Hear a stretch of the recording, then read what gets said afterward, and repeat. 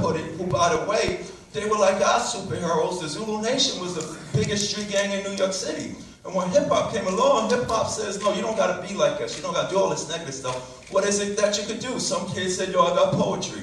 Or put that poetry with that music. That's how we created hip-hop. Some of them kids said, man, I can't even read and write.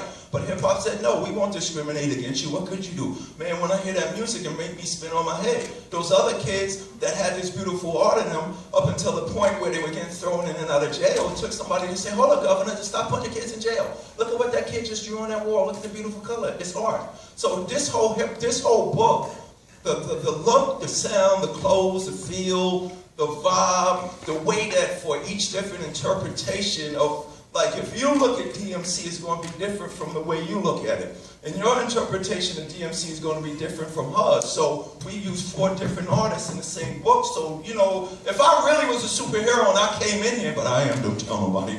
If I really came in here, you would say, man, I'm telling you, DMC, he came, he had swords, and the other guy would be like, nah, I'm telling you, he had angels around him, he had a flying saucer. So everybody's description, visually, orally, would be different. And like Ed said, when you think about our music, which is crazy, I was just over here at my booth, and a 4-year-old kid, 4-year-old kid came over and he said, yo, we just drove down from Maine. My son made me play Walk This Way the whole ride. A 4-year-old kid was like, this is the coolest thing. And in addition to people 25, 35, 45, and 55 who think Walk This Way is the hardest thing ever.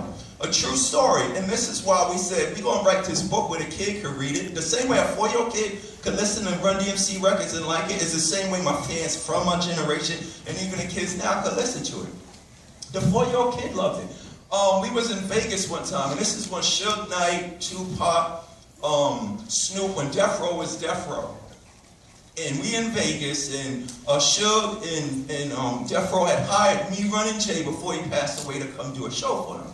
Matter of fact, this was the night before Tupac got shot and killed. So we in the casino, and Suge and all of Death Row comes in, and one of Dre's writers and producers that helped Dre, I think it was Melman, he said these words. He said, man, Run DMC and motherfucking Jam Master Jay can come play the motherfucking Coliseum for 2.5 motherfucking hours and not curse once. That's motherfucking gangster. So if y'all understand the guys that write our books, the guys that read comic books, the people that watch the TV shows and their movies, the people that like cartoons, the people that watch Bugs Bunny, whatever it is, that's the thing about hip-hop that changed the world. We wasn't afraid to show who we really are. And my confidence came to help me do this book is, I never understood when people said, yo man, in my generation, they said Run DMC and LL Cool J and Public Enemy were our superheroes. I never understood that. But then it grasped me, because before rap records was even made, I used to sit 12 years old in my room and say, yo, Grandmaster Flash, Africa Bambaataa, and the Zulu Nation, those were my superheroes. To see Melly Mel, to see Kool Moe Dee, to see Africa Bambaataa, it was crazy. It was like seeing superheroes there. And the thing that really gave me the confidence to be the superhero was this, because my secret was given away. I really am a superhero. Because 10 years ago in Rolling Stone magazine, they did an article where they went and asked all of our peers in music, rock and hip-hop, what is it about Run DMC that's so damn cool? And you know, all the musicians and all our fellow rappers said why, but Chris Rock said this 10 years ago. And this what made me say, okay, I'll come on this venture with y'all. He said, Chris Rock said, yo, Run and Jay were cool, but DMC was like my superhero. The way he looked and the way he sounded, and when I read that, I said, oh my God, he's discovered who I am. Because my whole delivery came from comic books. When Run said, well, Russell lets me make you reckon and put in your group, I was scared to death. I'm a Catholic school kid, straight A's. I don't run the streets. I go to school, I come home and I read my comic books. Now he wants to put me up on stage in front of thousands and turned into millions of people. So if you listen to all my records, comic books was this: The Invincible Iron Man, The Incredible Hulk, The Amazing Spider-Man. So I said, okay, the first thing I gotta get about who I am, right? I'm the Devastating Mike and Joe. I always had a title. I'm the microphone master, Devastating. Secondly, when I would hear different beats, different scenarios, there's different things Batman would use and do. There was different methods of superheroes and, you know, Iron Man, what do I incorporate here, what do I use? I would have to hear beats and go, like when I heard King of Rock, I was like, okay, what would the Hulk do? Crash through walls, come through floors, bust through, go listen to all my lyrics and you'll hear tidbits and tadbits that I got from the comic books. The comic books wasn't make-believe. I spent my time in my basement pretending. There's sayings of religion, as a man thinketh, so is he. What you behold, you become. I became a superhero!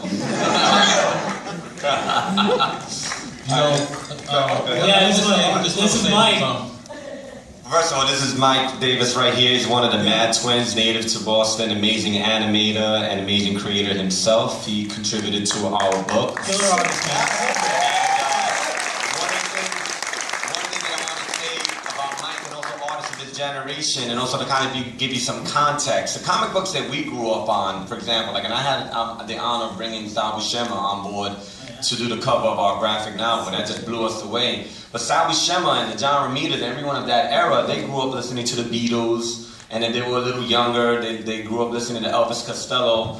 But our generation of artists grew up listening to Run DMC, grew up listening to Public Enemy, and it's a range. You look at the kind of artists that we've actually had coming to our table, like Chris Burnham, who actually just did Batman, and you had Mike Norton, who's done Superman, coming to our table, starstruck, like, oh my God, you don't understand, I listen to Run DMC, da da da da da. So these are, the artists in the books that you're reading today grew up on this culture, on this music. And so making this book is kind of like an organic process of that. So I'm just going to pass it over to Mike as an artist to give his 2 cents in this creative process. I mean, and just to kind of build on your point, you know what I'm saying, as far as you saying like Flash and Bambaataa was your superheroes, like, y'all are superheroes to us, you know what I'm saying? Especially, you know, I have a twin brother. We go by the Mad Twiins. That's our duo, and we create our own worlds, and we create characters based on the characters we grew up with around, you know, living in the Bean and living in the Bridge, you know what I'm saying? And but hearing you guys, it would always be a thing where it's just like, well, we'll watch cartoons. We came up on the cartoons, but then as I got older, and I would trace like Marvel comics the same way. It was like the Jim Lee X-Men era for me, you know what I'm saying? I would trace them, and I would change the characters to look more like the dudes on the block, you know what I'm saying? And I would flip it. So what I'm saying is, and to just a grander point as far as like comic books go, and as far as like hip-hop and the relation, it's a mythology, I think, is what I gravitated towards Edgardo when he told me about the whole thing. We had this whole conversation the first time. I think hip-hop has these characters, these archetypes, or is it archetypes or archetypes? Archetypes. It has these archetypes. Your archetype, like, you know, and like going further, you know, this character is like, you know, there's like a Nas character who's like the poetry dude, there's like the Big Daddy Kane, like they're all archetypes, and I think it's the transition between comics and hip-hop is a natural evolution, and I'm glad to be on board with this with you, brother, man. Because artists. And one thing I want to just say is that it's like a short review of this is just that it is a Daredevil story in a way, or it's a Spider-Man story, like not like a ripoff, but like the feeling, the essence you get of it. And one thing I was careful about was I wasn't like saying like this is a Luke Cage story, you know, because it's a black superhero. But it's just something that appeals to everybody, you know. And I was just wondering, like, if maybe possibly you're like, you know what, we need more like black superheroes, like Black Panther's so cool, and you know. They made Captain America black. Right? It's true. Well, the thing is, our whole process of creating this, and I'm going to be really upfront. I'm obviously always very well aware of diversity, both obviously racially and also in terms of representing gender as well. Equal representation is very big for me. You read the first graphic novel, all of the female characters in the book are very strong characters, and none of them are victims. If there are victims in the book, they're actually two brothers. Right. They're actually victims in the book. But these women are very strong, and it's not something that we did like intentionally, like make the women strong. It just happened organically because this is our life. The women in our life are strong. My fiance, my mother, Daryl's wife, his mom, everyone, all of these women in our lives are strong, so why wouldn't we represent that? And in terms of diversity, we grew up in a very diverse life. So why wouldn't we represent that in our life? And we also grew up in New York City, so why wouldn't we write a story about the rest of New York City? Because, you know, I love Marvel, I love all these other comics, but everything always happens in Manhattan. Right. You look at all the movies, like the latest Spider-Man was just like they sell in tourism or something. Right, yeah. Like the latest Spider-Man 2, everything happened in Midtown 50th something street, Manhattan. I'm like, so like, there's no crime in East Harlem, there's no crime in Lower East Side, there's no crime in Bushwick. Wait, I'm not done yet. There's no crime in the South Bronx, there's no crime in Hollis, there's no crime in Long Island City. I ain't even done yet. There's no crime in you know what I'm saying? It's like the rest of the city doesn't even exist. Right. You know what I'm saying? And you're not to knock it, but I'm gonna call it as it is. If you have a limited view and a small lens and a very narrow look at the world, that's the world you're gonna project to the rest of the world. Right. And that's the truth. So you can't be mad. You're like, why they ain't putting more women in the book? Why they not putting more people of color? Right. If all the creators know is this, that's what they're gonna put out there. But if you get different creators to make more work, then it's gonna organically show diversity. And we're not doing it on some affirmative action. It's happening organically. Right. And when we made this book, we did not set out to say we need another black superhero. Right. We didn't do that. We just said we're making a. In fact, I just happen to be black. Huh? In fact, check this out. In fact, DMC's face is covered the whole time. You don't even see his skin color. He has gloves. He has a full face mask. He has the Godfather hat and the Ultra Goliaths. You don't even see him. So do you automatically assume that he's black? You see what I'm saying? Like you don't automatically assume that Spider-Man was black or Puerto Rican? You know what I'm saying? So, and we were very deliberate with that. And also, and again, I have to bring it back to the music. And we've been doing Comic Cons now for a year. And look around this room. Literally, take a second. Look around at each other. Look around at each other. Look at the diversity in here. We have African Americans. We have Latinos. We have Asians. We have white Americans. We have everything in here. We have men and women. It isn't a black superhero with a black audience. It's a superhero with an audience. And that's what we created. We created a superhero book. Right. You know, and it's 100% independent. You know, that's the other thing. We also for the people though, remember, because people's interpretations of heroes is varied too. You got heroes that only exist for a certain class of people that want things to be their way. This isn't the world that we should live in. The DMC character represents a superhero that's for everybody. Like what happened in Walk This Way with the music, we didn't write this, but it took creativity. The director of the Walk This Way video told Steven Tyler, take the mic stand and knock down the wall that separates us. So like he said, you gotta be open to understand. And the thing that was cool in hip hop, it's funny that you said that. The thing that makes hip hop work is this. Yo, I'm from the Bronx, I'm in a street gang, my father's dead, my mother's on crack. Well, yo, I live in Hollis, Queens, I'm a straight A student, I go to Catholic school.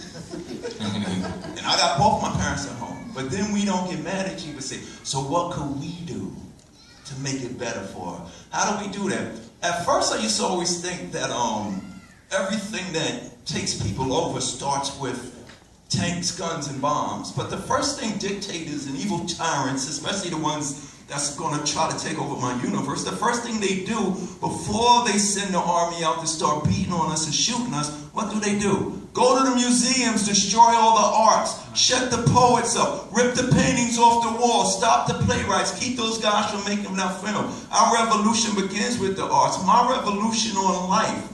Wycliffe John said, yo, DMC's the only MC that could rhyme about chicken and collard greens, St. John's University, and Christmas time and make it gangster. You gotta understand, the power is in the positivity, but it's also the power that brought us together. If you would have came into New York in the 80s, it was crazy.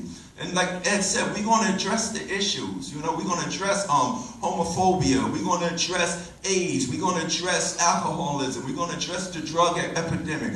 But we're going to do it in a way that this father, when I did my documentary about finding my birth mother, after being DMC for 35 years, I was going to commit suicide because I didn't know what was going on. I didn't know what this depressive feeling was. Came to find out that I was adopted when I was a month old. But when I did the documentary, showing me search for my birth mother, a funny thing happened. So many people, young dudes, you know, 12 years old, 16 years old, yo, Mr. DMC, because I'm 50 years old now. Yo, Mr. DMC, man, thank you for doing that because that was cool. That's all I want. LL Cool J said, yo, when your show came on, and this is what this book is going to do, the movie, we hope to build an empire as big as Disney. Because one of my intentions was, I told Ed, this creation gives all artists and all writers, all pencils and all inkers, present ones now, ones writing with Marvel and DC, people now who haven't got a chance to write with Marvel and DC. It also gives ones from the past, Sal Buscema, anybody who wish, man, I'm 49 years old now and I wish I could have drew for you could do that with my book, but even more importantly, the future of comic book culture, we want to give them a chance. But what I wanted to say is that we want to celebrate and give opportunity. People say, yo, because we know hip-hop existed before you came along, but because of what we did, we created this universe that we all could participate in. This book isn't just about me. I'm the first superhero in the universe. There's going to be other heroes, other villains. By issue number 23, per se, you might not even like me no more, because you might like the new hero.